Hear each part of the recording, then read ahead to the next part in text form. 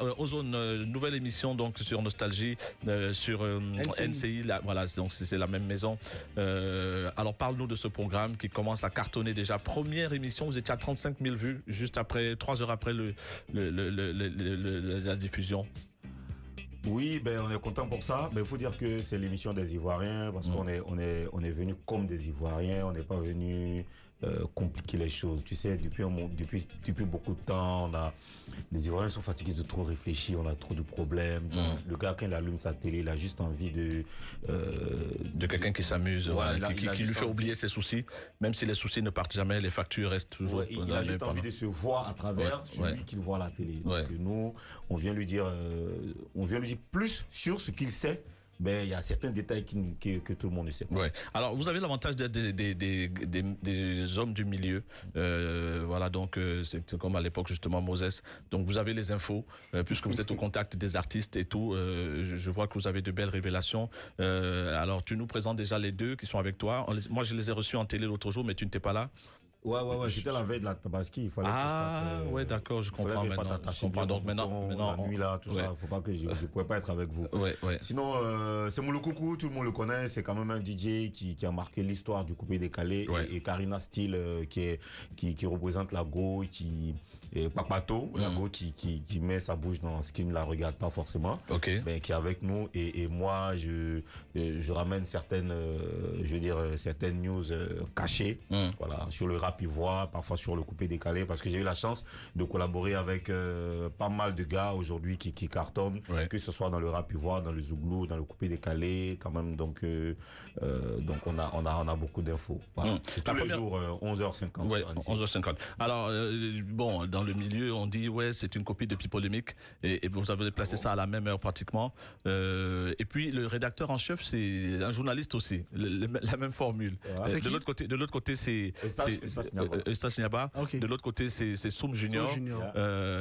Voilà, donc comment on travaille? Il est vraiment dans son game, c'est-à-dire qu'il continue d'avoir les infos qu'il avait dans son... Comment il travaille? Comment s'appelait son magazine?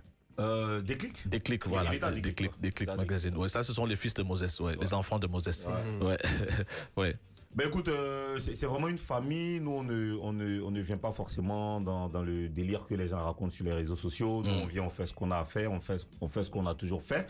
Et on a un journaliste avec nous, et nous aussi, aujourd'hui, on a accès à tout. Il y a Internet, et puis on a le numéro de tout le monde. Donc, on a cet avantage-là. J'invite tout le monde à se connecter tous les jours à 11h50. 204. Télé, va sur le canal 204. Et puis, connecte-toi. On va te mettre bien. D'accord. On met les gens bien. C'est quoi le format?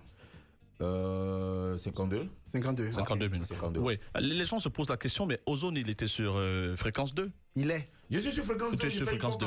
Ouais. Parce que justement, les gens se demandaient, est-ce qu'il a démissionné de Fréquence 2?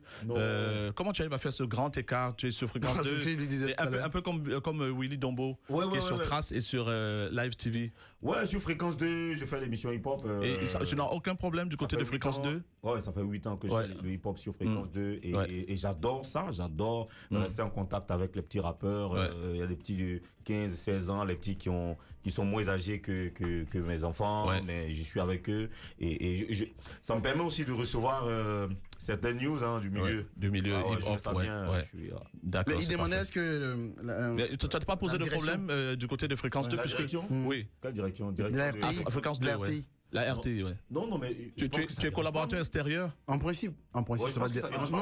Je suis collaborateur extérieur, je suis pas un agent de la RTI. Même sur la 3, j'étais producteur. Donc, ça dérange pas. D'accord, ok. Je suis agent partout, je suis pas encore patron. Si je suis patron, là, je suis obligé des trucs.